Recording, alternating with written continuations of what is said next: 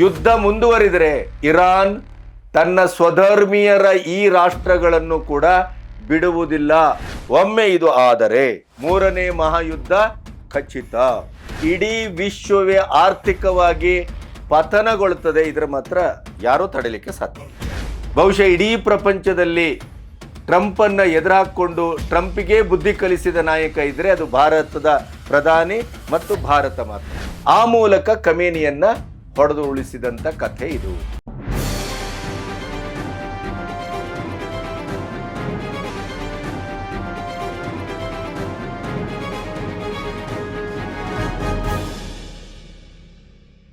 ನಮಸ್ತೆ, B Ganapati news ಚಾನಲ್ಗೆ ಸ್ವಾಗತ. ಕೊನೆಗೂ ಇರಾನ್ನಲ್ಲಿ ಖಮೇನಿಯ ಹತ್ಯೆಯಾಗಿದೆ.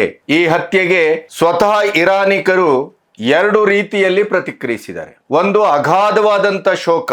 ಎಷ್ಟರ ಮಟ್ಟಿಗೆ ಅಂತಂದ್ರೆ ಟ್ರಂಪ್ ಈಗಾಗಲೇ ಖಮೇನಿಯನ್ನ ಅತ್ಯಂತ ಟಾರ್ಗೆಟ್ ಮಾಡಿ ನಮ್ಮ ಇಂಟೆಲಿಜೆನ್ಸ್ ವ್ಯವಸ್ಥೆಯ ಶ್ರೇಷ್ಠತೆಯ ಕುರುಹಾಗಿ ಈ ಒಬ್ಬ ಪ್ರಪಂಚದ ಅತ್ಯಂತ ಕ್ರೂರಿಯನ್ನ ನಾವು ಕೊಂದಿದ್ದೇವೆ. ಅವರ ಟ್ರೂತ್ ಅಲ್ಲಿ ಅವರು ಹಾಕ್ಕೊಂಡಂತ ಪೋಸ್ಟ್. ಇದಕ್ಕೆ ನೇತನ್ಯಾಹು ಕೂಡ ಸ್ಪಂದಿಸಿ ಫೋಟೋ ದಾಖಲೆಯನ್ನ ಇಟ್ಟು ಖಮೇನಿಯ ಹತ್ಯೆಯನ್ನ ಸಾಕ್ಷೀಕರಿಸಿದ್ದು ಇಡೀ ಜಗತ್ತಿಗೆ ಒಂದು ರೀತಿಯ ದಿಗ್ಭ್ರಮೆ, ಒಂದು ರೀತಿಯ ಸಂಭ್ರಮ, ಒಂದು ರೀತಿಯ ಹೌಹಾರುವಿಕೆ. ಮೊದಲ ದಿನವೇ ನಿಮಗೆ ಗೊತ್ತಿದೆ, 2025ರ 12 ದಿನದ ಯುದ್ಧದಲ್ಲಿ ಇವರ ಟಾರ್ಗೆಟ್ ಅದೇ ಆಗಿತ್ತು, ಖಮೇನಿಯನ್ನ ಉರುಳಿಸುವುದು. ಮೊದಲ ಅಟ್ಯಾಕ್ ಅಲ್ಲಿ ಅವರ ಕಂಪೌಂಡು ಮತ್ತು ಆಫೀಸಿನ ಸನಿಹ ಭೀಕರವಾದ ದಾಳಿ ನಡೆಯುತ್ತದೆ. ಆಮೇಲೆ ನೇರವಾಗಿ ಖಮೇನಿ ಇದ್ದಂತ ಕಟ್ಟಡದ ಮೇಲೇನೆ ಇಡೀಯದಾದ ದಾಳಿ ನಡೆಯುತ್ತದೆ. ಅಲ್ಲಿ ಖಮೇನಿಯ ಈ ಹತ್ಯೆಗೆ ಎರಡು ರೀತಿಯ ಪ್ರತಿಕ್ರಿಯೆ ಅಂತಂದೆ ನಾನು. ಹೌದು, ಒಂದು ಗಾಢವಾದ ಶೋಕದಲ್ಲಿ ಇಡೀ ಇರಾನ್ ಮುಳುಗಿದೆ. ಮುಂದೇನು ಅನ್ನುವ ಪ್ರಶ್ನೆಗೆ ಇಡೀ ಇರಾನು ಸ್ತಬ್ಧವಾಗಿ ಕಾಯ್ತಾ ಇದೆ. ಇನ್ನೊಂದೆಡೆ ಖಮೇನಿಯ ಹತ್ಯೆಯಾದ ನಂತರ ಬುರ್ಕಾ ಗಿರ್ಕಾ ಎಲ್ಲವನ್ನ ಕಿತ್ತೆಸೆದು ಜಂಜಿಗಳು, ಯುವ ಸಮುದಾಯ ಬೀದಿಯಲ್ಲಿ ಪಟಾಕಿ ಸಿಡಿಸಿ ಬೆಂಕಿ ಹಾಕಿ ಅವರದೇ ಆದಂತ ಹಾಡುಗಳ ಮೂಲಕ ಸಂಭ್ರಮಿಸ್ತಾ ಇದೆ. ಮತ್ತೆ ಇಡೀ ಪ್ರಪಂಚಕ್ಕೆ ಇರಾನ್ ದೇಶ ಮುಸ್ಲಿಂ ರಾಷ್ಟ್ರಗಳ ಮೇಲೆ ಯಾಕೆ ಭೀಕರವಾದ ದಾಳಿಯನ್ನ ಮಾಡ್ತು, ಈ ಪ್ರಶ್ನೆಗೆ ಕೂಡ ಈಗ ಉತ್ತರ ಸಿಗ್ತಾ ಇದೆ. ಮಿಡ್ಲ್ ಈಸ್ಟ್ನ ಮೇಲೆ, ಮುಸ್ಲಿಂ ರಾಷ್ಟ್ರಗಳ ಮೇಲೇನೆ ಏಕೆ ದಾಳಿ? ಯಾಕೆಂತಂದ್ರೆ ಶನಿವಾರ ಮುಂಜಾನೆ ಅಮೆರಿಕ ಮತ್ತು ಇಸ್ರೇಲ್ ಜಂಟಿಯಾಗಿ ದಾಳಿ ನಡೆಸಿದಾಗ ಅಲ್ಲಿ ಆದಂತ ಅನಾಹುತ, ಆದಂತ ಭೀಕರವಾದಂತ ದಾಳಿ, ಅದನ್ನ ನೀವು ಯಾವ ಲೆಕ್ಕಕ್ಕೂ ತರಲಿಕ್ಕೆ ಸಾಧ್ಯ ಇಲ್ಲ. 200 ಜೆಟ್ಗಳು, 500 ಸ್ಥಳ. ಮೊದಲ ದಾಳಿಯಲ್ಲಿ ನಿರ್ಣಾಯಕವಾದಂಥ ಒಂದು ಟಾರ್ಗೆಟ್ ಅನ್ನ ಮುಟ್ಟಿದಂಥದ್ದು ಇಸ್ರೇಲ್ ಮತ್ತು ಅಮೆರಿಕದ ಜಂಟಿ ಕಾರ್ಯಾಚರಣೆಯ ಯಶಸ್ಸು. ಇಸ್ರೇಲ್ ದಶಕದ ಹೋರಾಟದಲ್ಲಿ ಅತ್ಯಂತ ಟಾರ್ಗೆಟ್ ಆದಂಥ ಒಂದು ವಿಕೆಟ್ ಅನ್ನ, ವ್ಯಕ್ತಿಯನ್ನ ಮುಗಿಸಿದೆ. ಖಮೇನಿ ಯಾವ ಕಟ್ಟಡದಲ್ಲಿ ವಾಸಿಸಿದ್ರೋ ಅದೇ ಕಟ್ಟಡವನ್ನ ಧ್ವಂಸ ಮಾಡಿದೆ. ಮೊದಲ ಅಟ್ಯಾಕ್ ಅಲ್ಲಿ ಅಳಿಯ, ಮಗಳು, ಮೊಮ್ಮಗಳು ಹತರಾದರೆ ಎರಡನೇ ಅಟ್ಯಾಕ್ ಅಲ್ಲಿ ಖಮೇನಿಯನ್ನ ಸಂಪೂರ್ಣವಾಗಿ ಧರಾಶಾಯಿಯಾಗಿಸಿದೆ. ಅಮೆರಿಕ ಮತ್ತು ಇಸ್ರೇಲಿನ ಜಂಟಿ ಕಾರ್ಯಾಚರಣೆಯ ತಂಡ ಟ್ರಂಪ್ ಮತ್ತು ನೇತನ್ಯಾಹು ಅವರಿಗೆ ಕಳಿಸಿದ ನಂತರ ಅದು ಕನ್ಫರ್ಮ್ ಆಗುತ್ತೆ. ಈಗಾಗಲೇ ಇರಾಕ್ ತನ್ನ ಯುದ್ಧದ ಕಾರ್ಯಾಚರಣೆಯನ್ನ ನಿಲ್ಲಿಸುವುದಿಲ್ಲ ಅನ್ನುವಂಥ ಪ್ರಕಟಣೆಯನ್ನು ಹೊರಡಿಸಿದೆ. ಅಲ್ಲಿಯ ಸುಪ್ರೀಂ IRGC ಏನು ವ್ಯವಸ್ಥೆ ಇದೆ, ಅದು ಖಮೇನಿಯನ್ನ ರಕ್ಷಿಸುವಂತ ಸುಪ್ರೀಂ ಆದಂಥ ಪಡೆ. 1989ರಲ್ಲಿ ಇದೇ ಖಮೇನಿ, ಆಯತುಲ್ಲಾ ಅಲಿ ಖಮೇನಿ ಏನು ಇರಾನಿನ ಸುಪ್ರೀಂ ಲೀಡರ್ ಆಗಿ ಬಂದರು. 86ರಲ್ಲಿ ಅವರ ತಂದೆ ಅಧಿಕಾರವನ್ನು ಸ್ವೀಕರಿಸಿದರು. 86ರಿಂದ 89ರವರೆಗೆ ಇರಾನ್ ಮತ್ತು ಇರಾಕ್ ವಾರಿನಲ್ಲಿ ಅತ್ಯಂತ commander of chief revolutionary guard, ಅದು ಇರಾನಿನ ಅತ್ಯಂತ ಶ್ರೇಷ್ಠವಾದಂಥ ಒಂದು ವ್ಯವಸ್ಥೆ, ರಕ್ಷಣಾ ವ್ಯವಸ್ಥೆ, ಅದರ ಮುಖ್ಯಸ್ಥರಾಗಿ ಏನು 86ರಿಂದ 89ರವರೆಗೆ ಖಮೇನಿ ಕೆಲಸ ಮಾಡಿದರು ಅಪ್ಪನ ಅಂಡರಲ್ಲಿ. ಅಪ್ಪ ತೀರಿಕೊಂಡಾಗ 89ರಲ್ಲಿ ಇದೇ ಆಯತುಲ್ಲಾ ಅಲಿ ಖಮೇನಿ ಇರಾನಿನ ಸುಪ್ರೀಂ ಲೀಡರ್ ಆಗಿ ಆಯ್ಕೆ ಆಗ್ತಾರೆ. ಅಲ್ಲಿಂದ ಇಲ್ಲಿವರೆಗೆಂದು ಇತಿಹಾಸ. ಯಾವುದೇ ಕಾರಣಕ್ಕೂ ಕೂಡ ಅಮೆರಿಕಕ್ಕೆ ಗೋಡ್ ಹಾಕುವ, ಅಮೆರಿಕಕ್ಕೆ ತಲೆಬಾಗಿಸುವ ಪ್ರಶ್ನೆಯನ್ನೇ ಈ ಖಮೇನಿ ಕನಸಲ್ಲೂ ಕಂಡವರಲ್ಲ. ಹಾಗಾದರೆ ಅಮೆರಿಕಕ್ಕೂ ಇಸ್ರೇಲಿಗೂ ಇರಾನಿನ ಮೇಲೆ ಇರುವಂತ ದ್ವೇಷ ಯಾಕೆ? ಮುಖ್ಯವಾಗಿ ಇಸ್ರೇಲು ಇರಾನನ್ನ ಇಷ್ಟು ಕ್ರುದ್ಧವಾಗಿ ಕಟುವಾಗಿ ವಿರೋಧಿಸುವುದರ ಹಿಂದಿರುವ ಸತ್ಯ ಏನು? ಸ್ವಂತ ಒಂದು ಮುಸ್ಲಿಂ ರಾಷ್ಟ್ರಗಳ ಮೇಲೇನೆ, ಮಧ್ಯಪ್ರಾಚ್ಯದ ವಿವಿಧ ದೇಶಗಳ ಮೇಲೆ ಅಮೆರಿಕ ಇಸ್ರೇಲು ದಾಳಿಯನ್ನು ಆರಂಭಿಸಿದ ಸ್ವಲ್ಪ ಹೊತ್ತಿನಲ್ಲಿ ಈ ಇರಾನ್ ಬ್ಯಾಲಿಸ್ಟಿಕ್ ಕ್ಷಿಪಣಿಗಳ ಮೂಲಕ ತೀವ್ರವಾಗಿ ದಾಳಿ ಮಾಡಿದ್ದು ಯಾಕೆ? ಈ ಎಲ್ಲ ಪ್ರಶ್ನೆಗಳಿಗೆ ಉತ್ತರ ಕೊಡಬೇಕು. ಇಲ್ಲಿಯವರೆಗೆ ನನ್ನ ಚಾನೆಲ್ ಅನ್ನು ಸಬ್ಸ್ಕ್ರೈಬ್ ಮಾಡದೇ ಇದ್ರೆ ಸಬ್ಸ್ಕ್ರೈಬ್ ಮಾಡಿ. ಸ್ವತಂತ್ರ ಪತ್ರಿಕೋದ್ಯಮಕ್ಕೆ ಬೆಂಗಾವಲಾಗಿ. ನಂಬರ್ 1, ಅಮೆರಿಕ ಇಸ್ರೇಲ್ ಜಂಟಿಯಾಗಿ ಇರಾನಿನ ಮೇಲೆ ದಶಕಗಳ ಕಾಲದಿಂದ ಯಾಕೆ ಮುಗಿಬೀಳ್ತಾ ಇದೆ? ಅಮೆರಿಕದ ಉದ್ದೇಶ ಏನು? ಇಸ್ರೇಲಿನ ಉದ್ದೇಶ ಏನು? ಇದನ್ನು ನೀವು ನೋಡ್ತಾ ಹೊರಟಾಗ ನಿಮಗೆ ಆಶ್ಚರ್ಯ ಆಗ್ಬೋದು. ಇಸ್ರೇಲ್ 80ರ ದಶಕದಲ್ಲಿ ಸ್ವತಂತ್ರವಾದಾಗ ಮೊದಲು ರೆಕಗ್ನೈಸ್ ಮಾಡಿದ್ದು, ಗುರುತಿಸಿದ್ದು ಇದೇ ಇರಾನ್. ಮುಸ್ಲಿಂ ರಾಷ್ಟ್ರಗಳಲ್ಲೇ ಪ್ರಥಮ ಪಾದದಲ್ಲಿ ನಿಂತು ಇಸ್ರೇಲನ್ನು ಒಪ್ಪಿಕೊಂಡದ್ದು ಇದೇ ಇರಾನ್. ಇರಾನ್ ಮತ್ತು ಇಸ್ರೇಲಿನ ಮಧ್ಯೆ ಅತ್ಯಂತ ಸ್ನೇಹಮಯವಾದಂಥ ಬಾಂಧವ್ಯ ಇತ್ತು. ಅದಕ್ಕೊಂದು ಇತಿಹಾಸ ಇತ್ತು. ಯಾವಾಗ ಇರಾನ್ ತಾನೇ ಸುಪ್ರೀಂ, ಜಗತ್ತಿನ ಅತ್ಯಂತ ಶ್ರೇಷ್ಠ, ಬಲಾಢ್ಯ, ಮೊದಲ ಸಾಲಿನ ಮುಸ್ಲಿಂ ರಾಷ್ಟ್ರ ಮತ್ತು ಮುಸ್ಲಿಂ ರಾಷ್ಟ್ರಗಳಲ್ಲೇ ನಾನು ಸುಪ್ರೀಂ ಅನ್ನುವುದನ್ನು ಘೋಷಿಸಿಕೊಂಡಿತ್ತೋ, ಅದಕ್ಕೆ ಪೂರಕವಾಗಿ ಅಣ್ವಸ್ತ್ರ ತಯಾರಿಕೆಯಲ್ಲಿ ತೊಡಗಿಕೊಂಡಿತ್ತೋ, ಆವತ್ತಿನಿಂದ ಇಸ್ರೇಲ್ ಮತ್ತು ಇರಾನಿನ ಸಂಬಂಧ ಹಳಸಿತು. ಯಾಕೆಂತಂದ್ರೆ ಇರಾನಿನ ಇಡೀ ಶಿಯಾ ಸಮಾಜದ ಒಂದು ಸುಪ್ರೀಮಿಸಿ ಅಂತ ಏನಾದರೂ ಇದ್ರೆ ಅದು ಇರಾನ್. ಶಿಯಾ ಸಮಾಜದ ಇಡೀ ವರ್ಲ್ಡಿನ ಒಂದು ಸುಪ್ರೀಂ ಲೀಡರ್ಶಿಪ್ ಏನಪ್ಪ, ಯಾರಪ್ಪ, ಯಾವ ದೇಶ ಅಂತಂದ್ರೆ ಅದು ಇರಾನ್. ಇರಾನು ಒಂದು ರೀತಿಯಲ್ಲಿ ಡಾಲರ್ ಎದುರು ತನ್ನ ಆರ್ಥಿಕ ವಹಿವಾಟನ್ನ ಅತ್ಯಂತ ಕಳಪೆಯಾಗಿ ನಿರ್ವಹಿಸಿಯೂ ಕೂಡ ಆಯಿಲು, ಇಡೀ ಜಗತ್ತಿನ ಆಯಿಲ್ ರಿಸೋರ್ಸ್ ಅಲ್ಲಿ 20% ಭಾಗ ಇರಾನ್ನಲ್ಲಿ. ಅಂದ್ರೆ ರಿಸೋರ್ಸ್ ಅವ್ರಿಗೆ ಯಾವ ಮಟ್ಟದಲ್ಲಿದೆ ಅಂತಂದ್ರೆ, ಅವರ ಕಳಪೆಯಾದಂಥ ಆಡಳಿತ, ಆರ್ಥಿಕವಾದಂಥ ವಿಲೇವಾರಿಯಲ್ಲಿ ಇದ್ರೂ ಕೂಡ ಅವರು ಬಲಿಷ್ಠವಾದಂಥ ಸ್ಥಿತಿಗೆ ತಲುಪುವ ಕನಸು ಕಂಡದ್ರಲ್ಲಿ ಆಶ್ಚರ್ಯವೇನೂ ಇಲ್ಲ. ಇವತ್ತಿಗೂ ಆರ್ಥಿಕ ಸ್ಥಿತಿ ಸರಿ ಇಲ್ಲ ಅವ್ರದ್ದು. ಯಾಕೆಂದರೆ ವರ್ಲ್ಡಿನಲ್ಲಿ ಇವತ್ತು ಚುನಾವಣೆಯಲ್ಲಿ ಇರುವುದು ಡಾಲರ್ ಎದುರು ಅವರ ಸ್ಥಳೀಯ ಕರೆನ್ಸಿಯ ಕತೆ ಬಹಳ ಕಳಪೆಯಲ್ಲಿದೆ. ಇಂಥ ಸ್ಥಿತಿಯಲ್ಲಿ ಇಸ್ರೇಲ್ ಅಣ್ವಸ್ತ್ರ ತಯಾರಿಕೆಯನ್ನ, ಅಣ್ವಸ್ತ್ರ ಹೊಂದುವುದನ್ನ ಅದು ಬಯಸಲಿಲ್ಲ. ಯಾಕೆ ಅಂತಂದ್ರೆ, ಯಾವ ಹೊತ್ತಿನಲ್ಲೂ ತನ್ನ ಸುಪ್ರಿಮಿಸಿಯನ್ನ ಕಾಯ್ದುಕೊಳ್ಳಲು, ತನ್ನ ಹಠವನ್ನ, ಛಲವನ್ನ,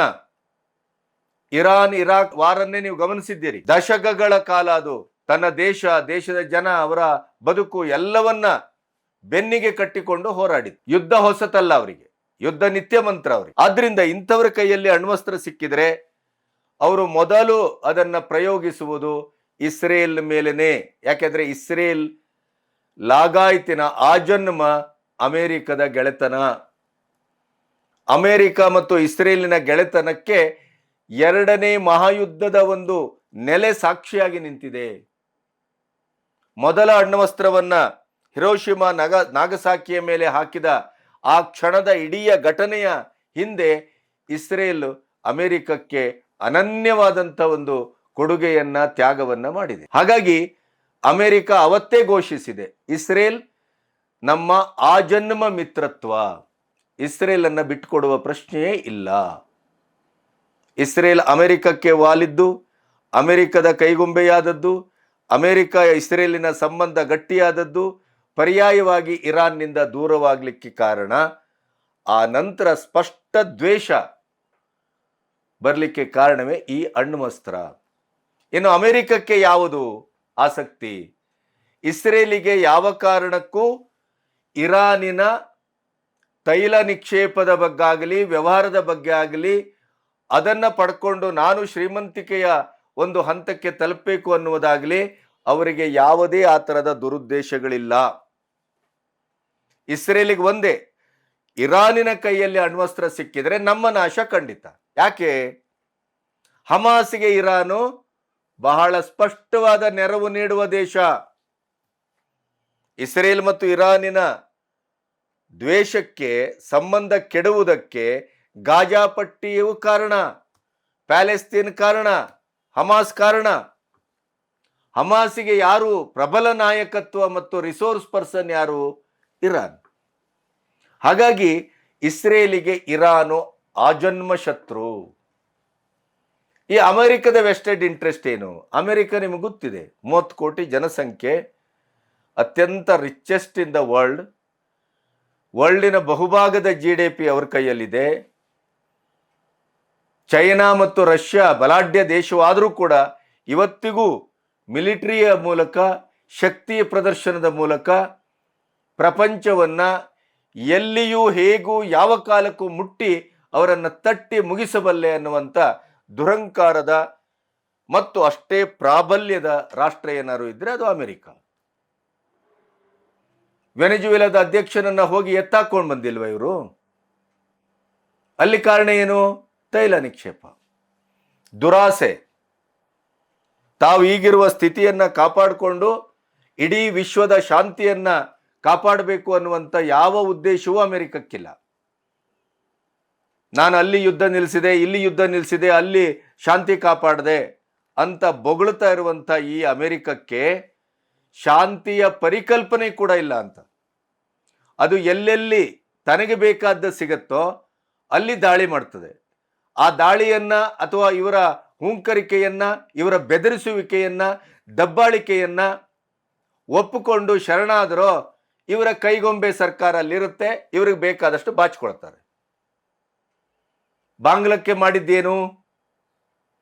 ಯುನೂಸನ ತಂದವರು ಯಾರು? ಇವರೇ. ಅದೇ ರೀತಿ ವೆನೆಜುವೆಲಾದಲ್ಲೂ ಮಾಡಿದ್ರು, ವೆನೆಜುವೆಲಾದವನ್ನ ಸಂಪೂರ್ಣವಾಗಿ ಕೈ ತೆಗೆದುಕೊಂಡ್ರು. ಇನ್ನು ಪಾಕಿಸ್ತಾನ, ಅವರ ಇಬ್ಬಗೆಯ ನೀತಿ ಗಮನಿಸಿ ನೀವು. ಯಾವುದೇ ಟೆರರಿಸ್ಟು ಅಥವಾ ಯಾವುದೇ ಹಂಗು ಹರಿಯ ಇಲ್ಲದೆ ಇದ್ದಂಥ ಮೂಲಭೂತವಾದಿಗಳಿಗೆ ಕೈಯಲ್ಲಿ ಅಣ್ವಸ್ತ್ರ ಇರಬಾರದು, ಇಸ್ರೇಲು ಮತ್ತು ಅಮೆರಿಕದ ಜಂಟಿ ಘೋಷಣೆ. ಹೌದಲ್ಲ? ಪಾಕಿಸ್ತಾನ ಯಾವ ದೇಶ? ಇಡೀ ಪ್ರಪಂಚವೇ ಇವತ್ತು ಒಪ್ಪಿಕೊಂಡ ಹಾಗೆ, ದೂಷಿಸುವ ಹಾಗೆ, ಘೋಷಿಸುವ ಹಾಗೆ, ಆಪಾದಿಸುವ ಹಾಗೆ ಅದು ಟೆರರಿಸ್ಟ್ ರಾಷ್ಟ್ರ, ಭಯೋತ್ಪಾದಕ ದೇಶ, ಭಯೋತ್ಪಾದಕರನ್ನ ಉತ್ಪಾದಿಸುವ ದೇಶ. ಹಾಗಾಗಿ ಆಪರೇಷನ್ ಸಿಂಧೂರ್, ನಮ್ಮ ಪೆಹಲ್ಗಾಮಲ್ಲಿ 26 ಜನರನ್ನ ಕಲ್ಮಾ ಕೇಳಿ ಅಲ್ಲಿ ರಕ್ತದೋಕುಳಿ ಹರಿಸಿದಂಥ ಟೆರರಿಸ್ಟ್ಗಳ ಕುಕೃತ್ಯಕ್ಕೆ, ಹೀನಾಯ ಕೃತ್ಯಕ್ಕೆ ಪ್ರತಿಯಾಗಿ ನಾವೇನು ಮಾಡಿದ್ರು? ಪಾಕಿಸ್ತಾನದ ಭಯೋತ್ಪಾದಕ ಶಿಬಿರಗಳನ್ನು, ನೆಲೆಗಳನ್ನು, ವ್ಯಕ್ತಿಗಳನ್ನು ಹೊಡೆದುಳಿಸಿದೆವು. 129ಕ್ಕೂ ಹೆಚ್ಚು ಟೆರರಿಸ್ಟ್ಗಳನ್ನು, ಅವರ ನೆಲೆಗಳನ್ನು. ಕುಂಬಳಕಾಯಿ ಕಳ್ಳ ಯಾರು ಅಂತಂದ್ರೆ ತಾನು ಹೆಗಲು ಮುಟ್ಕೊಂಡು ಕೊನೆಗೆ ಪಾಕಿಸ್ತಾನ ಬಂತು, ಪಾಕಿಸ್ತಾನಕ್ಕೆ ಏನು ಕೊಡಬೇಕು ಅದನ್ನು ಕೊಟ್ಟೆವು. ಅಂದ್ರೆ ಅಮೆರಿಕಕ್ಕೆ ಪಾಕಿಸ್ತಾನ ಅಣ್ವಸ್ತ್ರ ಆಗೋದು ಓಕೆ, ಅಲ್ಲಿದ್ರೆ ತೊಂದರೆ ಇಲ್ಲ, ಯಾಕೆಂದ್ರೆ ತಮ್ಮ ಕೈಗೊಂಬೆಗಳು. ಅದೇ ಇರಾನ್ನಲ್ಲಿ ಬೇಡ, ಯಾಕೆಂದ್ರೆ ಇರಾನ್ ಅವನು ಯಾರು ಹೇಳಿದ್ದು ಕೇಳೋದಿಲ್ಲ. ಮತ್ತೆ ಅಲ್ಲಿ ತೈಲ ನಿಕ್ಷೇಪ. ಈಗ ವೆನೆಜುವೆಲಾದ ಕೈಗೆ ಬಂತು, ಇನ್ನು ಇರಾನ್ ಒಂದು ಕೈ ತೆಗೆದುಕೊಂಡು ತಮಗೆ ಬೇಕಾದಂಥ ಒಂದು ಪುಟ್ಗೋಸಿ ನಾಯಕನನ್ನ, ಕೈಗೊಂಬೆ ನಾಯಕನನ್ನಲ್ಲಿ ಕುಡಿಸ್ಬಿಟ್ರೆ ಆವಾಗ ವಿಶ್ವವನ್ನ ಯಾವುದೇ ಯಾವುದೇ ದೇಶ ಅಮೆರಿಕದ ವಿರುದ್ಧ ಏನಾದರೂ ಹುಂಕರಿಸಿತೋ ಅವರು ಮಿಲಿಟರಿ ಶಕ್ತಿಯನ್ನು ಬಳಸಿ ಅವರನ್ನು ಮುಗಿಸಿಯೋ ಅಥವಾ ಅವರನ್ನು ಬಂಧಿಸಿಯೋ ಅಥವಾ ತಹಬಂದಿಗೆ ತಂದೋ ಅವರನ್ನು ಮಾತು ಕೇಳಿಸ್ತಾರೆ. ಇದೇ ಪ್ರಯೋಗವನ್ನು ಈಚೆಗೆ ಮೋದಿ ಸರ್ಕಾರದ ಭಾರತದ ಮೇಲೆ ಮಾಡುವ ಪ್ರಯತ್ನವನ್ನು ಟ್ರಂಪ್ ಮಾಡಿದ್ರು. 140 ಕೋಟಿ ಜನಗಳಿರುವ ಬೃಹತ್ ದೇಶದ ನಾಯಕ ಮೋದಿ ಡೋಂಟ್ ಕೇರ್ ಅಂದ್ರು, ಕೇರೇ ಮಾಡಿಲ್ಲ. ಬಹುಶಃ ಇಡೀ ಪ್ರಪಂಚದಲ್ಲಿ ಟ್ರಂಪನ್ನು ಎದುರಾಕೊಂಡು ಟ್ರಂಪಿಗೆ ಬುದ್ಧಿ ಕಲಿಸಿದ ನಾಯಕ ಇದ್ರೆ ಅದು ಭಾರತದ ಪ್ರಧಾನಿ ಮತ್ತು ಭಾರತ ಮಾತ್ರ. ರಷ್ಯಾ ಉಕ್ರೇನ್ ವಾರ್ ನಿಲ್ಲಿಸ್ಬಿಡ್ತೇನೆ ಅಂತ ಹೊರಟರು, ಏನು ಗುದ್ಲಿಕ್ಕೂ ಆಗಿಲ್ಲ. ಭಾರತ ಪಾಕಿಸ್ತಾನದ ವಾರದ ಮಧ್ಯೆ ನಾನೇ ಯುದ್ಧ ವಿರಾಮ ಘೋಷಿಸಿದೆ ಅಂದ್ರು. ಕೊನೆಗೆ ಪಾಕಿಸ್ತಾನವೇ ಅಲ್ಲ, ನಾವು ಸೌದಿ ಕಾಲಿಡಿದದ್ದು ಅಂತ. ಈ ಎಲ್ಲ ಟೊಳ್ಳುತನಗಳು ಇದ್ದಾಗಲೂ ಕೂಡ ತನ್ನ ಬಲಿಷ್ಠವಾದಂಥ ಮಿಲಿಟರಿ ಶಕ್ತಿಯನ್ನು ಬಳಸಿ ಇವತ್ತು ಇಡೀ ವಿಶ್ವವನ್ನು ತನ್ನ ಕೈಯಲ್ಲಿ ಇಟ್ಟುಕೊಳ್ಳುವಂಥ ಒಂದು ಪ್ರಯತ್ನ, ಜೊತೆಗೆ ಇಡೀ ಒಂದು ಭವಿಷ್ಯದಲ್ಲಿ ಅಮೆರಿಕವನ್ನು ಕಣ್ಣೆತ್ತಿ ಕೂಡ ಯಾವ ದೇಶವು ನೋಡಬಾರ್ದು ಅನ್ನುವಂಥದ್ದು ರೀತಿಯಲ್ಲಿ ಇರಾನಿನ ಕಮೇನಿಯನ್ನು ಹೊಡೆದ್ರೆ ನಾನು ವಿಶ್ವದ ಒಬ್ಬ ಮಹಾನಾಯಕನಾಗಿ ಮತ್ತೆ ಪ್ರತಿಷ್ಠಾಪನೆ ಆಗ್ತೇನೆ ಅನ್ನುವಂಥ ಟ್ರಂಪಿನ ಕನಸು. ಇಸ್ರೇಲಿಗೆ ಯಾವ ಸ್ವಾರ್ಥ ಇಲ್ಲ, ಅದಕ್ಕೆ ತನ್ನ ಅಸ್ತಿತ್ವದ ಪ್ರಶ್ನೆ. ಅಮೆರಿಕಗೆ ಇಸ್ರೇಲಿಗೆ ಸಪೋರ್ಟ್ ಮಾಡುವ ಮೂಲಕ ಆ ದಾರಿಯಲ್ಲಿ ಇರಾನಿನ ತೈಲ ನಿಕ್ಷೇಪವನ್ನು ಕೈ ತೆಗೆದುಕೊಳ್ಳುವಂಥ ರಾಜಕೀಯ. ಇದು ಯಾಕೆ ಇರಾನ್, ಅಮೆರಿಕ, ಇಸ್ರೇಲ್ ಈ ಟ್ರಯಾಂಗಲ್ ಯುದ್ಧ ಅನ್ನೋದನ್ನು ನಿಮ್ಮ ಗಮನಕ್ಕೆ ತಂದೆ ಅಂತ ನಾನು ಭಾವಿಸ್ತೇನೆ. ಆ ನಂತರದ ಬಹಳ ದೊಡ್ಡ ಪ್ರಶ್ನೆ ಇವತ್ತು ಮುಂಜಾನೆಯಿಂದ ಕಾಡಿದ್ದು ಯಾವುದು? ಶನಿವಾರದ ನಿರ್ಣಾಯಕ ಅಟ್ಯಾಕ್ ಅಲ್ಲಿ ಖಮೇನಿ ಸತ್ತಿದ್ದಾರೆ ಅನ್ನುವಂಥ ಒಂದು ಊಹಾಪೋಹ ಹುಟ್ಟುಕೊಂಡ ತಕ್ಷಣ ಅದರ ಹಿಂದೆ ಹುಟ್ಟುಕೊಂಡ ಪ್ರಶ್ನೆ ಮಧ್ಯಪ್ರಾಚ್ಯಕ್ಕೆ, ಮುಸ್ಲಿಂ ರಾಷ್ಟ್ರಗಳ ಮೇಲೇನೆ ಇಸ್ರೇಲ್ ಅಮೆರಿಕ ಜಂಟಿ ಕಾರ್ಯಾಚರಣೆಯ ಪರಿಣಾಮವಾಗಿ ಬ್ಯಾಲಿಸ್ಟಿಕ್ ಮಿಸೈಲ್ಸ್ಗಳನ್ನು ಎಲ್ಲೆಂದರಲ್ಲಿ ಜನವಸತಿ, ಜನನಿಬಿಡ ಪ್ರದೇಶ ಅನ್ನದೇನೆ ಎಲ್ಲ ಕಡೆ ಪ್ರಯೋಗ ಮಾಡಿದ್ರಲ್ಲ, ಯಾಕೆ? ಇದು ಬಹಳ ಮುಖ್ಯವಾಗಿ ಕಾಡದಂಥ ಪ್ರಶ್ನೆ. ಅದಕ್ಕೆ ಉತ್ತರ ಕೊಡಬೇಕು. ಯಾಕೆಂತಂದರೆ ಇಲ್ಲಿ ಯಾರ್ಯಾರು ಯಾವ್ಯಾವಾಗ ಏನೇನು ಯಾವ್ಯಾವ ನಿರ್ಣಯ ತಗೊಳ್ತಾರೆ ಅನ್ನೋದ್ರ ಬಗ್ಗೆ ನಮಗೆ ಗೊಂದಲ ಆಗಾಗ ಕಾಡ್ತದೆ. ಮುಸ್ಲಿಂ ರಾಷ್ಟ್ರಗಳು ಬೇರೆ ರಾಷ್ಟ್ರಗಳಿಗೆ ನಿರ್ಣಾಯಕವಾಗಿ ಎದುರು ನಿಲ್ಲುವುದನ್ನು ಗಮನಿಸಿದ್ದೇವೆ. ಆದರೆ ಮುಸ್ಲಿಂ ರಾಷ್ಟ್ರಗಳನ್ನು ಟಾರ್ಗೆಟ್ ಮಾಡಿದ್ದನ್ನು ಇರಾನ್ ಯಾಕೆ ಅನ್ನೋದನ್ನು ನಮಗೆ ಅರ್ಥ ಮಾಡ್ಕೊಳ್ಳಿಕ್ಕಾಗಿಲ್ಲ. UAE ಇರ್ಬೋದು, Qatar, Dubai, Abu Dhabi, Doha, Saudi, ಈ ಎಲ್ಲ ಮಿಡ್ಲ್ ಈಸ್ಟ್ಗಳ ನೆಲೆಗಳ ಮೇಲೆ ದಾಳಿ ಮಾಡಿದೆ. ಈಗಾಗಲೇ Saudi crown prince Mohammed bin Salman UAE, Qatar, Bahrain ಸಪೋರ್ಟನ್ನು ಘೋಷಿಸಿದ್ದಾರೆ. ಇರಾನಿನ ಈ ಕೃತ್ಯಕ್ಕೆ ಸಿಡಿದು ಅವರು ಪ್ರತಿಭಟನಾತ್ಮಕವಾಗಿ ಅದನ್ನು ವಿರೋಧಿಸಿದ್ದಾರೆ ಕೂಡ. ಇಲ್ಲಿ ಹಾಗಾದರೆ ಮಧ್ಯಪ್ರಾಚ್ಯದ ಮೇಲೆ ಯಾಕೆ ದಾಳಿ ಮಾಡಿದರು ಇರಾನ್?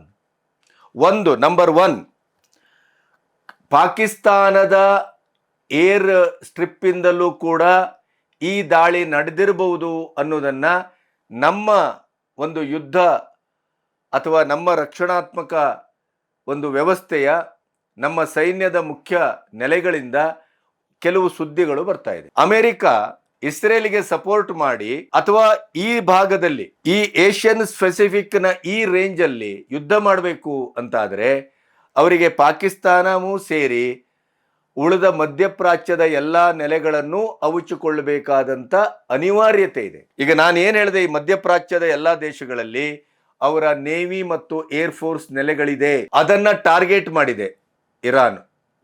ಅದಕ್ಕಿಂತ ಭಯಾನಕವಾದದ್ದು ಅಂದ್ರೆ ಇರಾನ್ ಸಾರ್ವಜನಿಕರ ಜನನಿಬಿಡ ಪ್ರದೇಶದ ಮೇಲೂ ದಾಳಿ ಮಾಡಿದೆ ಮಿಡ್ಲ್ ಈಸ್ಟ್ ಅಲ್ಲಿ. ಯಾಕೆ ಇದು? ಇರಾನಿನ ಒಂದು ಪ್ರಶ್ನೆ, ಈಗ ಖಮೇನಿಯನ್ನ ಹೊಡೆಯುವಾಗ ಒಂದು ಕಡೆ ಅಣ್ವಸ್ತ್ರ ನಿಷೇಧ, ಅಣ್ವಸ್ತ್ರ ತಯಾರಿಕೆಯ ಎಲ್ಲ ಮೂಲ ಸಾಮಗ್ರಿಗಳನ್ನು ಅಮೆರಿಕಕ್ಕೆ ಒಪ್ಪಿಸುವುದು, ಅಮೆರಿಕ ಹೇಳಿದ್ದನ್ನು ನಾವು ಕೇಳ್ತೇವೆ, ಅಣ್ವಸ್ತ್ರ ತಯಾರಿಕೆಯನ್ನು ನಿಲ್ಲಿಸ್ತೇವೆ ಅನ್ನುವಂಥ ಒಂದು ಒಪ್ಪಂದ ಕೂಡ ಆಗ್ತಾ ಇತ್ತು. ಅದಕ್ಕೆ ಇರಾನ್ ಒಪ್ಪಿಕೊಂಡಿತ್ತು. ಇರಾನ್ ಒಪ್ಪಿಕೊಂಡದ್ದನ್ನ ಬಹ್ರೇನ್ನ ಆ ಭೇಟಿಯಲ್ಲಿ, ಆ ಸಂಧಾನದಲ್ಲಿ ಭಾಗವಹಿಸಿದಂಥ ಅಮೆರಿಕ ಮತ್ತು ಇರಾನಿನ ವಿದೇಶಾಂಗದ ಮುಖ್ಯಸ್ಥರು ಅದನ್ನು ಬಹಿರಂಗ ಕೂಡ ಮಾಡಿದ್ರು. ಬಹಿರಂಗ ಮಾಡದ ಕೆಲವೇ ಹೊತ್ತಿನಲ್ಲಿ ಅಮೆರಿಕ ಇಸ್ರೇಲ್ ಜೊತೆ ಸೇರಿ ದಾಳಿ ಮಾಡಿದೆ. ಕಾರಣ ಏನು ಅಂದ್ರೆ ಇದು ಯುದ್ಧ ತಂತ್ರ. ಈಗ ನಾವು ಈ ಒಪ್ಪಂದಕ್ಕೆ ಇರಾನ್ ಒಪ್ಪಿಕೊಂಡ್ರೂ ಕೂಡ ಇರಾನ್ ಎಷ್ಟೊತ್ತಿಗೂ ತನ್ನ ಮನಸ್ಸನ್ನ ಬದಲಾಯಿಸಬಹುದು. ಬೀಸುವ ದೊಣ್ಣೆಯಿಂದ ಈಗ ತಪ್ಪಿಸಿಕೊಂಡ್ರೆ 1000 ವರ್ಷ ಆಯುಷ್ಯ ಅನ್ನುವ ಹಾಗೆ ಈಗ ಅದು ತಕ್ಷಣದ ಯುದ್ಧ ಭೀತಿಯಿಂದ ತಪ್ಪಿಸಿಕೊಳ್ಳಿಕ್ಕೆ ಬಹುಶಃ ಈ ಒಪ್ಪಂದಕ್ಕೆ ಸಹಿ ಹಾಕುವಂತ ಅಥವಾ ಒಪ್ಪಂದಕ್ಕೆ ಒಪ್ಪುವಂತ ಸ್ಥಿತಿಗೆ ಬಂದಿದೆ. ಆದರೆ ಇದು ಶಾಶ್ವತ ಅಲ್ಲ.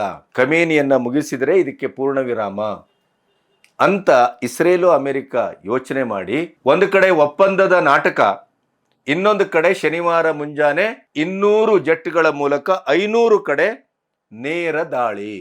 ಆ ದಾಳಿ ಯಾವ ರೀತಿ ಇತ್ತು ಅಂತಂದ್ರೆ, ಟೆಹರಾನ್ನಲ್ಲಿರುವ ಸುಪ್ರೀಂ ಲೀಡರ್ ಬಂಗ್ಲೆ ಅಥವಾ ಪ್ಯಾಲೇಸ್ ಅಂತ ಒಂದಿದೆ. ಟೆಹರಾನ್ನಲ್ಲಿ ಸುಪ್ರೀಂ ಲೀಡರ್ ಪ್ಯಾಲೇಸ್ ಅಂತ ಇದೆ. ಅದನ್ನ ಟಾರ್ಗೆಟ್ ಮಾಡಿದ್ರು. IRGCಯ ವಿಶೇಷ ಭದ್ರತಾ ವ್ಯವಸ್ಥೆ ಇರುತ್ತೆ ಇದಕ್ಕೆ. ಆದರೂ ತಮ್ಮದೇ ಆದಂಥ ಟ್ರಂಪ್ ಟ್ರೂತಲ್ಲಿ ಹೇಳ್ಕೊಂಡ ಹಾಗೆ ನಮ್ಮದೇ ಆದಂಥ ಇಂಟೆಲಿಜೆನ್ಸ್ ಸುಪ್ರೀಂ ಪವರ್ ಅನ್ನು ಬಳಸಿ ನಾವು ಖಮೇನಿಯನ್ನು ಹೊಡೆದಿದ್ದೇವೆ. ಅಂದರೆ ಸಂಧಾನ ಆಗ್ತಾ ಇರುವ ಹಾಗೆ ಒಮ್ಮೆ ಖಮೇನಿ ತನ್ನ ಸುರಕ್ಷಿತವಾದಂಥ ಬಂಕರ್ಗೋ ಇನ್ನೊಂದು ಕಡೆಗೋ ಆ ಸ್ಥಳಕ್ಕೋ ಅವರೇನಾದರೂ ಶಿಫ್ಟ್ ಆಗುವ ಸಾಧ್ಯತೆ ಇರಬಹುದು. ಲಾಸ್ಟ್ 12 ಡೇಸ್ ಯುದ್ಧ ಆದಾಗ 25ರಲ್ಲಿ ಖಮೇನಿ ಆ ಮೂಲಕವೇ ಜೀವಂತವಾಗಿ ಉಳಿದದ್ದು. ಅದಕ್ಕಿಂತ ಮೊದಲು ನಾವು ಅಟ್ಯಾಕ್ ಮಾಡಬೇಕು ಅನ್ನುವ ತಂತ್ರವನ್ನು ಬಳಸಿ ಈ ಟೆಹರಾನಿನ ಸುಪ್ರೀಂ ಲೀಡರ್ ಪ್ಯಾಲೇಸ್ ಮೇಲೆ ದಾಳಿಯನ್ನ ಮಾಡಿದ್ರು.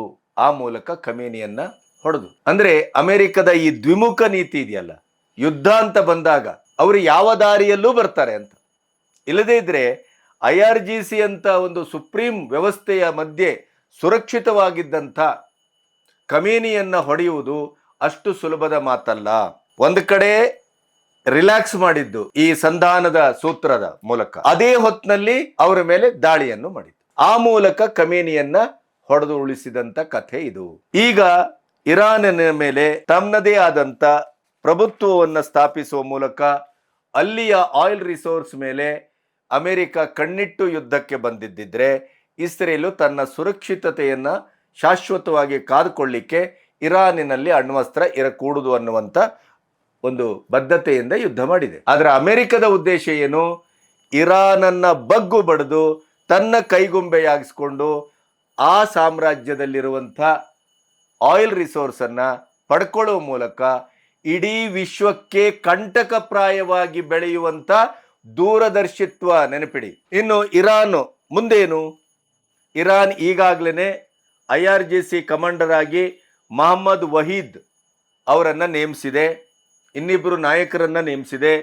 ಇವರು ನಾನು ಹೇಳಿದ್ನಲ್ಲ 86ರಿಂದ 89 commander of chief revolutionary guard ಆಗಿದ್ದಂಥ ಖಮೇನಿಯವರೇ ಮುಂದೆ ಹೇಗೆ ಅಧ್ಯಕ್ಷರಾದರೋ, ಸುಪ್ರೀಂ ಲೀಡರ್ ಆದರೋ, ಆ ಸ್ಥಾನಕ್ಕೆ 86ರಿಂದ 89 ಅಥವಾ 89ರಲ್ಲಿ ಖಮೇನಿಯವರ ತಂದೆ ಇದೇ ಇರಾನ್ ಯುದ್ಧದ ಮಧ್ಯೆ ಸಾವನ್ನಪ್ಪದಂಥ ಸಂದರ್ಭಗಳಲ್ಲಿ ಆಯತುಲ್ಲಾ ಅಲಿ ಖಮೇನಿ ಹೇಗೆ ಈ ಕಮಾಂಡರ್ ಆಗಿ ಅಲ್ಲಿ commander of chief revolutionary guard ಆಗಿದ್ರು, ಅದೇ ಸ್ಥಾನಕ್ಕೆ ಈಗ ಅಹಮದ್ ವಹೀದ್ ಇವರು ಈ IRGCಯಲ್ಲಿ ಕಮಾಂಡರ್ ಆಗಿ ಬಹಳ ಅದ್ಭುತ ಅನುಭವವನ್ನು ಪಡೆದಂಥ ವ್ಯಕ್ತಿ.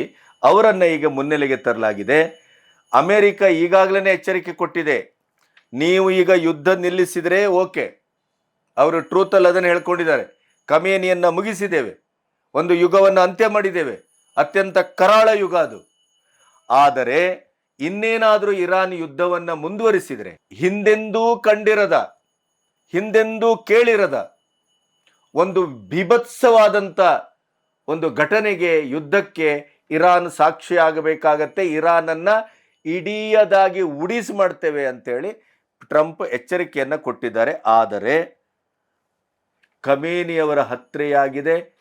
40 ದಿನದ ಶೋಕಾಚರಣೆ, 7 ದಿನದ ಸರ್ಕಾರಿ ರಜೆ. ಇಡೀ ಇರಾನು ಅಳ್ತಾ ಇದೆ, ಒಂದು ಕಡೆ ಸಂಭ್ರಮಿಸ್ತಾ ಇದೆ. ಅದನ್ನು ಹೇಳಿದ್ದೇನೆ ನಾನು. ಈ ಎರಡೂ ಮುಖದ ಪ್ರತಿಕ್ರಿಯೆ. ಆದರೆ ಇರಾನ್ ತನ್ನ ಇರಾದೆಯನ್ನು ಬದಲಾಯಿಸಿಕೊಂಡಿಲ್ಲ, ತನ್ನ ಯುದ್ಧ ಘೋಷಣೆಯನ್ನು ನಿಲ್ಲಿಸಿಲ್ಲ.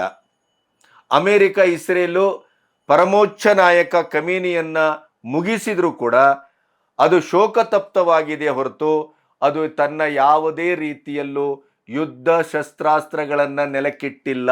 ಆದರೆ ಇರಾನ್ ಮುಂದೇನು ಮಾಡಬಹುದು ಅಂತ ಯೋಚನೆ ಮಾಡಿದರೆ ಇರೇನ್ ಒಂದು ರೀತಿಯಲ್ಲಿ ಒಂಟಿಯಾಗಿದೆ. ಯಾಕೆ ಅಂತಂದರೆ ಮಧ್ಯಪ್ರಾಚ್ಯದಲ್ಲಿ ಈಗಾಗಲೇ ಹೇಳಿದೆ ನಾನು, Saudi crown prince Mohammed bin Salman ಇವರು ಈ ಮಧ್ಯಪ್ರಾಚ್ಯದ ಇಡೀ ಎಲ್ಲ ರಾಷ್ಟ್ರಗಳಿಗೆ ಒಂದು ರೀತಿಯ ಚೀಫ್ ಇವರು. ಹಾಗಾಗಿ ಈ ಮಿಡ್ಲ್ ಈಸ್ಟಿನ ಒಂದು ದಾಳಿಯನ್ನ ಇರಾನ್ ಏನು ತನ್ನ ಎರಡು ಉದ್ದೇಶದಿಂದ ಮಾಡ್ತು. ಒಂದು, ಅಮೆರಿಕಕ್ಕೆ ಅತ್ಯಂತ ಆಪ್ತ ರಾಷ್ಟ್ರಗಳಿವು. ನಾನು ಮಧ್ಯಪ್ರಾಚ್ಯದ ಈ ದೇಶಗಳ ಮೇಲೆ ಅಟ್ಯಾಕ್ ಮಾಡಿದರೆ ಒಂದು, ಅಮೆರಿಕದ ಯುದ್ಧ ನೆಲೆಗಳನ್ನು ಧ್ವಂಸ ಮಾಡೋದು ನನ್ನ ಉದ್ದೇಶ. ಇನ್ನೊಂದು, ಸಾರ್ವಜನಿಕರ ಮೇಲೂ ಹಾಕಿತ್ತಲ್ಲ ಬ್ಯಾಲಿಸ್ಟಿಕ್ ಕ್ಷಿಪಣಿಯನ್ನ. ಕಾರಣ ಏನು ಅಂದರೆ ಹೆದರಿಸುವ ತಂತ್ರ. ಇದೇ ಅಮೆರಿಕ ಇಸ್ರೇಲ್ ತನ್ನ ಮೇಲೆ ಎರಗಿದ್ರೆ ನಾನು ನಿಮ್ಮನ್ನು ಧ್ವಂಸ ಮಾಡ್ತೇನೆ. ಯಾಕೆಂತಂದ್ರೆ ಇವೆಲ್ಲವೂ ಬಹುತೇಕವಾಗಿ ಪ್ರವಾಸಿಗರನ್ನ ಈ ಥರದ ವ್ಯಾವಹಾರಿಕತೆಯನ್ನ ಇಟ್ಕೊಂಡು ಬದುಕದಂಥ ರಾಷ್ಟ್ರಗಳು, ಪುಟ್ಟ ರಾಷ್ಟ್ರಗಳು. ಅದು ಅಮೆರಿಕಕ್ಕೂ ಬೇಕು, ಭಾರತವೂ ಬೇಕು, ಇಲ್ಲೊಂದು ಬೇಕು, ಮಗದೊಂದು ಬೇಕು, ಎಲ್ಲವೂ ಬೇಕು. ಅದಕ್ಕೆ ಅಂಡರ್ ಕರೆಂಟಲ್ಲಿ ಮುಸ್ಲಿಂ ರಾಷ್ಟ್ರ, ಮುಸ್ಲಿಂ ಸಾಮ್ರಾಜ್ಯ, ಅದರ ಬಗ್ಗೆ ಅದಕ್ಕೊಂದು ಪ್ರೀತಿ ಇದೆ. ಆದರೆ ಓಪನ್ ಆಗಿ ಹೇಳ್ಕೊಳ್ಳಿಕ್ಕೆ ಸಿದ್ಧವಾಗಿಲ್ಲ. ಈ ದ್ವಂದ್ವ ನೀತಿ, ಈ ಅನಿವಾರ್ಯತೆ, ಈ ಕೊರತೆ, ಇದನ್ನು ಬಳಸ್ಕೊಂಡು ನಾವು ಇವ್ರ ಮೇಲೆ ದಾಳಿ ಮಾಡಿದ್ರೆ ಅಮೆರಿಕದ ಮೇಲೆ ಇವರು ಒತ್ತಡ ತರ್ತಾರೆ, ಯುದ್ಧ ನಿಲ್ಲಿಸ್ತಾರೆ. ಒಂದು ಪಾಯಿಂಟ್. ಇನ್ನೊಂದು, ಯುದ್ಧ ಮುಂದುವರಿದರೆ ಇರಾನ್ ತನ್ನ ಸ್ವಧರ್ಮೀಯರ ಈ ರಾಷ್ಟ್ರಗಳನ್ನು ಕೂಡ ಬಿಡುವುದಿಲ್ಲ. ನೀವು ಆ ಕಡೆ ಹೋದರೂ ನಿಮಗೆ ತೊಂದರೆ, ಈ ಕಡೆ ಹೋದರೂ ತೊಂದರೆ. ಹಾಗಾಗಿ ಈ ಯುದ್ಧವನ್ನು ನಿಲ್ಲಿಸುವ ಅಥವಾ ಅಮೆರಿಕ ಮತ್ತು ಇಸ್ರೇಲಿಗೆ ಬುದ್ಧಿ ಹೇಳುವ ಕೆಲಸವನ್ನ ಇವರು ಮಾಡಿಯಾರು ಅಂತ ಒಂದು ಇರಾನಿನ ಆಲೋಚನೆ. ಇನ್ನೊಂದು, ನೀವು ಯಾವತ್ತೂ ಇನ್ನು ಮುಂದೆ ಅಮೆರಿಕಕ್ಕೆ, ಅವರ ಯುದ್ಧೋನ್ಮಾದಕ್ಕೆ ನೀವು ನೆಲೆಯನ್ನ ಒದಗಿಸಿಕೊಡೋದು, ನೆಲೆಯನ್ನ ಒದಗಿಸಿದ್ರೆ ಅಂತಾದರೆ ನಿಮ್ಮ ಅಸ್ತಿತ್ವವನ್ನೇ ಧ್ವಂಸ ಮಾಡ್ತೇವೆ ನಾವು, ಬಿ ಕೇರ್ಫುಲ್ ಅಂತ ಈ ಮಿಡ್ಲ್ ಈಸ್ಟಿನ ರಾಷ್ಟ್ರಗಳಿಗೆ ಇರಾನು ಎಚ್ಚರಿಕೆ ಕೊಡ್ಲಿಕ್ಕೆ ಹೋಯ್ತು. ಆದರೆ ಆ ಯಾವುದೂ ಅವರ ಧೋರಣೆ ವರ್ಕೌಟ್ ಆಗಿಲ್ಲ. ಇರಾನಿನ ಪರಮೋಚ್ಚ ನಾಯಕನೇ ಅದಕ್ಕೆ ಬಲಿಯಾಗಬೇಕಾಯಿತು. ಹಾಗಾಗಿ ಈಗ ಮುಸ್ಲಿಂ ರಾಷ್ಟ್ರಗಳು ಇರಾನ್ ಜೊತೆ ಇಲ್ಲ. ಇನ್ನು ಭಾರತ, ಅದರ ನಿಲುವೇನು? ಭಾರತ ನಿಮಗೆ ಗೊತ್ತಿದೆ, ಟ್ರೇಡ್ ವಾರ್ ನಡೆದಾಗ ಅಮೆರಿಕದೊಟ್ಟಿಗೆ ಒಂದು ವಿಷಮ ಪರಿಸ್ಥಿತಿ ಉಂಟಾದಾಗ ಅಮೆರಿಕದಿಂದ ದೂರ ನಿಂತು ಭಾರತ ಪರ್ಯಾಯವನ್ನು ಯೋಚಿಸ್ತಾ ಹೊರಟಾಗ EU ಒಪ್ಪಂದ ಆಯಿತು. ಗಮನಿಸಿದ್ರಿ, ಇಡೀ ಪ್ರಪಂಚದ ಸಣ್ಣ ರಾಷ್ಟ್ರಗಳನ್ನೆಲ್ಲ ಮೋದಿಯವರು ತನ್ನ ಸ್ನೇಹ ಮತ್ತು ತನ್ನ ಡಿಪ್ಲೊಮಸಿಯಿಂದ ಒಗ್ಗೂಡಿಸಿದ್ರು. ಅದರ ಜೊತೆ ಇರಾನ್ ಜೊತೆ ಹೊಸ ಒಪ್ಪಂದಗಳನ್ನು ಮಾಡಿಕೊಂಡ್ರು. ಹಾಗಾಗಿ ಇರಾನ್ ಮತ್ತು ಭಾರತದ ಮಧ್ಯೆ ಒಂದು ಸ್ನೇಹಶೀಲತೆ ಅದು ಮೊದಲಿಂದಲೂ ಇದೆ. ಶಬಾರ್ ಏರ್ಪೋರ್ಟಿಗೆ ಭಾರತ ಅತ್ಯಂತ ನಿರ್ಣಾಯಕವಾದ ಹೆವಿ ಇನ್ವೆಸ್ಟ್ಮೆಂಟ್ ಮಾಡಿದೆ. ರಷ್ಯಾದಿಂದ ತೈಲವನ್ನು ಹೇಗೆ ತರಿಸ್ಕೊಳ್ತಾ ಇತ್ತು ಭಾರತ, ಇರಾನ್ನೊಟ್ಟಿಗೂ ತೈಲ ಒಪ್ಪಂದವನ್ನು ಮಾಡಿಕೊಳ್ತು.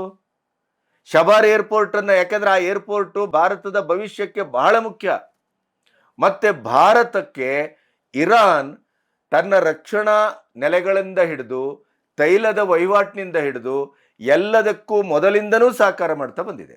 ಆದರೆ ಭಾರತದ ಒಟ್ಟು ನೀತಿ ಏನು? ಅಲಿಪ್ತತೆ, ಯುದ್ಧೋನ್ಮಾದ ಅಲ್ಲ.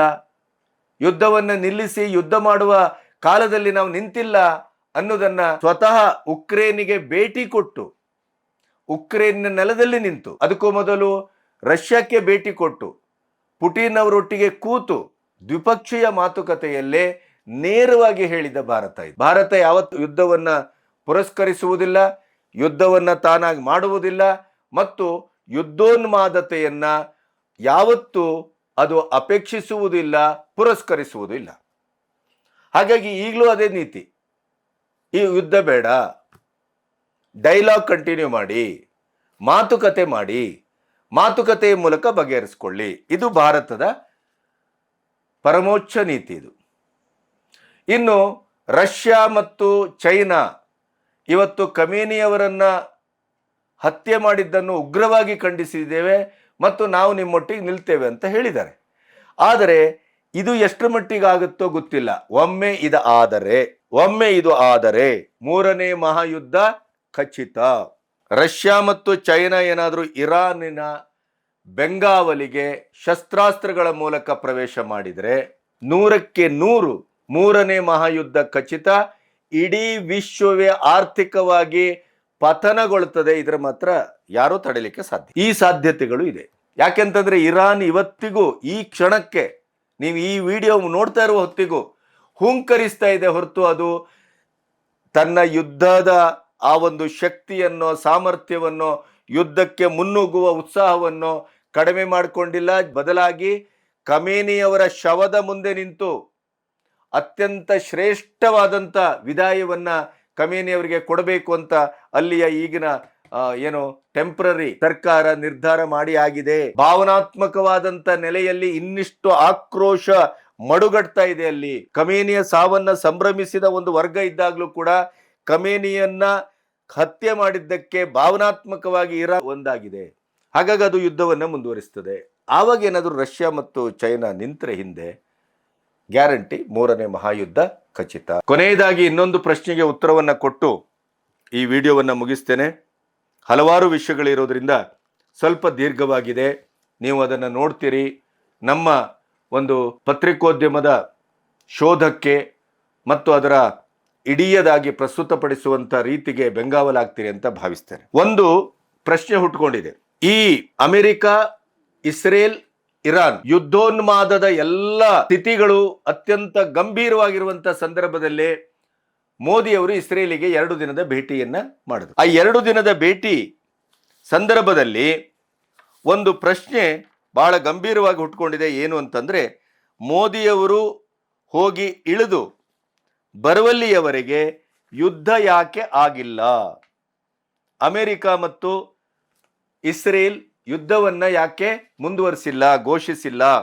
ಯಾಕೆಂತಂದ್ರೆ 1 ವಾರದ ಮೊದಲನೇ ಈ ಯುದ್ಧದ ಎಲ್ಲಾ ತಯಾರಿಗಳು, ಖಮೇನಿಯನ್ನ ಮುಗಿಸುವಂತ ಎಲ್ಲ ಒಂದು ಸ್ಟೆಪ್ಗಳು ಅಲ್ಲಿ ಸಿದ್ಧವಾಗಿದ್ದವು ಅನ್ನೋದನ್ನ ಒಬ್ಬ ಸ್ವತಂತ್ರ ಪತ್ರಿಕೋದ್ಯಮಿ, ಸ್ವತಂತ್ರವಾಗಿ ಈ ಯುದ್ಧ ಮತ್ತು ಈ ಎಲ್ಲ ಡಿಪ್ಲೊಮಸಿಯನ್ನ ಅನಾಲಿಸಿಸ್ ಮಾಡುವಂಥ ವ್ಯಕ್ತಿ ಅದನ್ನ ಅವರ ಭೇಟಿಗಿಂತ ಮೊದಲನೇ ತನ್ನ ಒಂದು ಅಭಿವ್ಯಕ್ತಿಯನ್ನ ಒಂದು ಅಭಿಪ್ರಾಯವನ್ನ ಮಂಡಿಸಿದ್ದು ಈಗ ಅದು ಬಹಳ ದೊಡ್ಡ ಚರ್ಚೆ ಆಗ್ತಾ ಇದೆ. ಹಾಗಾದ್ರೆ ಅದು ಏನು? ಅದರ ಬಗ್ಗೆ ನಿಮಗೀಗ ಒಂದಿಷ್ಟು ಮಾಹಿತಿಯನ್ನ ಕೊಡಬೇಕು. ವಾಷಿಂಗ್ಟನ್ ಮತ್ತು ಟೆಹರಾನ್ ಯುದ್ಧ ಸಂಘರ್ಷದ ತಾರಕದಲ್ಲಿರುವಂತ ಹೊತ್ತಿನಲ್ಲೇ ಇಸ್ರೇಲಿಗೆ 9 ವರ್ಷಗಳ ನಂತರ ಐತಿಹಾಸಿಕವಾದ ಭೇಟಿಯನ್ನ ಮೋದಿ ಅವರು ಮಾಡಿದ್ರಲ್ಲ, ಆ ಸಂದರ್ಭದಲ್ಲಿ ವಿಶ್ವಶಾಂತಿಯೇ ನಮ್ಮ ಪರಮ ಗುರಿ ಅಂತ ಹೇಳಿದಾಗ್ಲೂ ಕೂಡ ಅವರು ಇರಾನ್, ಇಸ್ರೇಲ್, ಅಮೆರಿಕದ ಯುದ್ಧದ ಬಗ್ಗೆ ಪ್ರಸ್ತಾಪ ಮಾಡಿಲ್ಲ ಅಂತ ಇವತ್ತು ಕಾಂಗ್ರೆಸ್ಸಿನ ವಕ್ತಾರ ಜಯರಾಮ್ ರಮೇಶ್ ಬಹಳ ಹೇಡಿತನದ ಒಂದು ಪ್ರತೀಕ ಇದು ಇತ್ಯಾದಿ ಅವರು ಮಾತಾಡಿದರು. ಕಾಂಗ್ರೆಸ್ಸಿನ ಮಾತುಗಾರಿಕೆ, ಕಾಂಗ್ರೆಸ್ಸಿನ ಪ್ರತಿಕ್ರಿಯೆ, ಅದಕ್ಕೆ ನಾವು ವಿಶೇಷವಾದ ಬೆಲೆ ಕೊಡಬೇಕಾದ ಅಗತ್ಯ ಇಲ್ಲ, ಬಿಟ್ಬಿಡಿ. ಆದರೆ ಈ ದಿ ಅಸೆಟ್ ಬಿಗಿನ್ಸ್ ಪುಸ್ತಕದ ಕರ್ತೃ ಹಾಗೂ ಸ್ವತಂತ್ರ ವಿಶ್ಲೇಷಕ ಶನಕ ಅನ್ಸಲ್ ಪರೇರಾ ಅವರು ಈ ಮೋದಿಯವರ ಭೇಟಿಗೂ ಮುನ್ನವೇ ಯಾವುದೇ ಕಾರಣಕ್ಕೂ ಇಸ್ರೇಲಿನ ಬಾರ್ಡರ್ ಅಲ್ಲಿ ಮೋದಿ ಇರುವಲ್ಲಿವರೆಗೆ ಯುದ್ಧ ಆಗುವುದಿಲ್ಲ, ಯುದ್ಧವನ್ನ ಮುಂದುವರಿಸುವುದಿಲ್ಲ ಇಸ್ರೇಲ್ ಅಮೆರಿಕ ಅಂತ 1 ವಾರದ ಮೊದಲೇನೆ ಇವರು ಬರೆದಿದ್ರು. ಅವ್ರು ಆದ ಹಾಗೆ ಆಯ್ತು. ಯಾಕೆಂದ್ರೆ 140 ಕೋಟಿ ಜನರ ಪ್ರತಿನಿಧಿ, ಬಲಿಷ್ಠ ಭಾರತ, 4ನೇ ಆರ್ಥಿಕ ಒಂದು ಬಲಿಷ್ಠತೆಯಲ್ಲಿ ವಿಶ್ವದಲ್ಲೇ ಇವತ್ತು ನಿಬ್ಬೆರಗುಗೊಳಿಸಿದ ಭಾರತ, 3ನೇ ಆರ್ಥಿಕ ಶಕ್ತಿಯಾಗಿ ಇನ್ನು ಕೆಲವೇ ದಿನಗಳಲ್ಲಿ, ತಿಂಗಳಲ್ಲಿ ಅದು ಹೊರಹೊಮ್ಮುವ ಸಾಧ್ಯತೆಯ ಭಾರತ. ಅಂತ ಭಾರತದ ಪ್ರಧಾನಿ ಇಸ್ರೇಲಿನಲ್ಲಿರುವಾಗ ಯಾವುದೇ ರೀತಿಯಲ್ಲೂ ಅವರು ಯುದ್ಧವನ್ನು ಮುಂದುವರಿಸುವುದಿಲ್ಲ ಅಂತ ಹೇಳಿದರು. ಇದೀಗ ಚರ್ಚೆ ಆಗ್ತಾ ಇದೆ. ಅಂದರೆ ಮೋದಿಯ ಶಕ್ತಿ, ಭಾರತದ ಶಕ್ತಿ, ಅದರ ಜೊತೆಗೆ ಭಾರತದ ಪ್ರಧಾನಿ ಇಸ್ರೇಲಿನಲ್ಲಿ ಇದ್ದಾಗ ಅವರು ಏನಾದರೂ ಯುದ್ಧವನ್ನು ಮುಂದುವರಿಸಿದರೆ ಅದು ಇನ್ನೊಂದು ವಿಕೋಪಕ್ಕೆ ಕಾರಣವಾಗಬಹುದು. ಇದರಲ್ಲಿ ಭಾರತೀಯರು ಹೆಮ್ಮೆ ಪಡುವಂಥದ್ದು ಏನು ಅಂತಂದರೆ, ಒಂದು ವಾರದ ಮೊದಲೇ ಎಲ್ಲ ತಯಾರಿಯನ್ನು ಮಾಡಿಕೊಂಡು ಕೂಡ ಮೋದಿಯವರು ಭೇಟಿ ಕೊಟ್ಟಂತ 2 ದಿನವನ್ನು ಬಿಟ್ಟು ಅವರು ಯಾವಾಗ ಇಸ್ರೇಲಿನ ಬಾರ್ಡರ್ ಅನ್ನು ದಾಟಿ ಈಚೆಗೆ ಬಂದರೋ ಅದರ ಮರುದಿನವೇ ಬೆಳಗ್ಗೆ ಯುದ್ಧವನ್ನು ಆರಂಭಿಸಿದಂಥ ಇಸ್ರೇಲ್ ಮತ್ತು ಅಮೆರಿಕ ಭಾರತದ ಪ್ರಧಾನಿಗೆ ಭಾರತದ ಭವ್ಯತೆ ಮತ್ತು ಬಲಿಷ್ಠತೆಗೆ ಎಷ್ಟು ಮಾನ್ಯತೆಯನ್ನು ಬೆಲೆಯನ್ನು ಕೊಡ್ತೇವೆ ಅನ್ನೋದಕ್ಕೆ ಕೂಡ ಈ ಪ್ರಕರಣ ಒಂದು ಸಾಕ್ಷಿಯಾಗಿದೆ. ಆದರೆ ಅತ್ಯಂತ ದುಃಖಕರ ವಿಚಾರ ಏನು ಅಂತಂದರೆ, ಇರಾನ್ ಖಮೇನಿಯನ್ನು ಮುಗಿಸುವ ಮೂಲಕ ಅನಾಥವಾಗಿಸಿ ತನ್ನ ಸ್ವಾರ್ಥವನ್ನು ಈಡೇರಿಸಿಕೊಳ್ಳಿಕ್ಕೆ ಇರಾನಿನ ಜನರನ್ನ, ಇರಾನಿನ ದೇಶವನ್ನ ತನ್ನ ಕೈಗೊಂಬೆಯಾಗಿಸಿಕೊಳ್ಳಿಕ್ಕೆ ಹೊರಟಂತ ಈ ಅಮೆರಿಕದ ದುಷ್ಟತನ, ದೂರದರ್ಶಿತ್ವ ಇದು ಪ್ರಪಂಚಕ್ಕೆ ಮುಂದೊಂದು ದಿನ ಬೆಂಕಿ ಹಚ್ಚುವ ಕೆಲಸ ಮಾಡುತ್ತೆ ಅದು ಆ ದೇಶ ಅನ್ನೋದ್ರ ಬಗ್ಗೆ ಯಾವುದೇ ಸಂದೇಹ ಇಲ್ಲ. ವೆನೆಜುವೆಲಾ ಅಧ್ಯಕ್ಷನನ್ನ ಎತ್ಕೊಂಡು ಬಂದಾಗ ಪ್ರಪಂಚ ಬೇರೆ ಬೇರೆ ರೀತಿಯಲ್ಲಿ ಅದನ್ನು ಖಂಡಿಸಿತು. ಆದರೆ ನಿರ್ಣಾಯಕವಾಗಿ ಟ್ರಂಪನ್ನು ಮುಟ್ಟುವ, ಬುದ್ಧಿ ಹೇಳುವ ಕೆಲಸವನ್ನು ಯಾರೂ ಮಾಡಿಲ್ಲ. ಅದು ಅಲ್ಲಿಗೆ ಬಿದ್ದೋಯ್ತು, ವೆನೆಜುವೆಲಾ ಅವ್ರ ಕೈಗೆ ಬಂತು. ಇನ್ನು ಇರಾನು ಅದೇ ಥರ ಆದರೆ ಇಡೀ ವಿಶ್ವದ ಒಂದು ಅಧಪತನಕ್ಕೆ ಮತ್ತು ಇಡೀ ವಿಶ್ವದ ಏಕಮೇವಾದ್ವಿತೀಯ ನಾಯಕ ಮತ್ತು ರಾಷ್ಟ್ರ ತಾನು ಅನ್ನುವ ಈ ಹುಂಕರಿಕೆಗೆ ಅದು ಬೇರೆ ದೇಶಗಳನ್ನು ಬಲಿ ತೆಗೆದುಕೊಳ್ಳುವಂಥ ಒಂದು ದೊಡ್ಡ ಪರಿಪಾಠವೇ ಮುಂದಿನ ದಿನಗಳಲ್ಲಿ ನಾವು ಕಾಣಬಹುದೇನೋ. ಅದು ಅತ್ಯಂತ ದುರಂತ. ಆ ದುರಂತಕ್ಕೆ ಖಮೇನಿಯ ಹತ್ಯೆ ಒಂದು ಮೊದಲ ಹೆಜ್ಜೆಯಾಗ್ತದೇನೋ ಅನ್ನುವ ಆತಂಕದ ಜೊತೆ ಇಡೀ ವಿಶ್ವವನ್ನೇ ಆರ್ಥಿಕ ಅಧಪತನಕ್ಕೆ ಮುಂದಾಗಿಸುವ 3ನೇ ಯುದ್ಧಕ್ಕೂ ಕೂಡ ಇದೊಂದು ನಾಂದಿಯಾಗಬಹುದೇನೋ ಅನ್ನುವ ಆತಂಕವೂ ಕೂಡ ನಮ್ಮನ್ನು ಕಾಡ್ತಾ ಇದೆ. ನಮಸ್ತೆ.